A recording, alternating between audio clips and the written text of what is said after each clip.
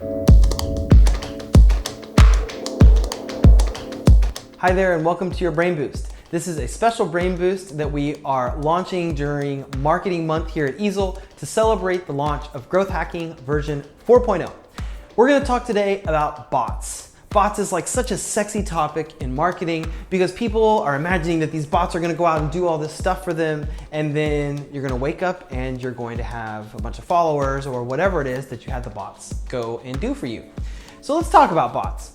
There are three concepts that I want to introduce as our findings on bots. First of all, let's talk about Blackhat Marketing.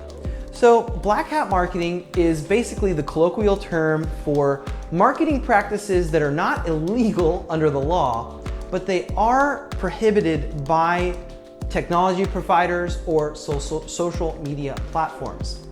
To that end, while some bots are encouraged by platforms like Twitter, a lot of bots are discouraged and actually forbidden. So for example, I'll tell you an example of a bot that is encouraged.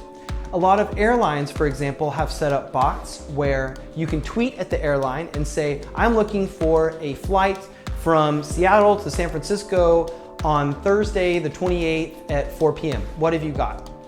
And then the bot will go and search the database and it'll tweet back at you and say, this is what we've got. So those kind of bots are encouraged. They're simple, you just tweet and they tweet back, right?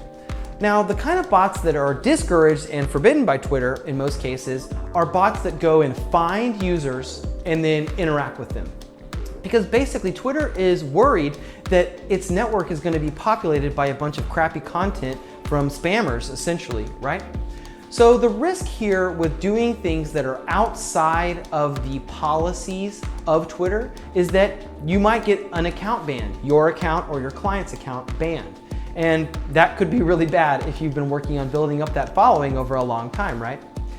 All right, now let's talk about a simple version of bots that we have seen to be effective here at Eazl. So for example, we tried a service called Roboliker. And Roboliker essentially allows you to put in a social media handle and then identify a search function, and then it will go and like a bunch of things related to that search function from that handle. So for example, we used it on Instagram. We had the bot go out and like a bunch of photos that were related to entrepreneurship. And then it actually is very effective because what that does is people say, oh, Eazl also does stuff related to innovation and entrepreneurship. I'm going to follow them. So that bot was very effective, but is technically outside of the policies from, in this case, Instagram. Also, Twitter has a policy against that kind of bot as well. They're not enforcing that policy that much, but you do run that risk that if you operate those bots, you might be outside of their policies. All right, now let me tell you about the second and more sophisticated kind of bots that we're working on developing here at Eazl, and this is how we think about it, okay? So we really like to use a platform like Google Sheets to be sort of an intermediary between a network and some kind of data or data management faculty. What we're using is IBM Watson. We've been working with the Watson team at IBM. So what this is basically is that you can imagine that the social network is a place where all this data is happening, right? And then through APIs, which means Application Protocol Interface, which is basically a way where the network allows you to pull certain data from it using certain code, you can go and say, okay, cool, pull me these tweets on some topic, on this search. I want tweets that have hashtag entrepreneurship and occurred within the last year, but don't have these keywords, right? So then you go, oh, I'm gonna pull those tweets. And then you can pull those tweets into Google Sheets. The reason that I like to pull those tweets into Google Sheets is that then you can really curate how you use that data. So for example, you can run functions on those tweets. You can do things like pull those tweets into other sheets so that you can do analysis or whatever it is that you want to do.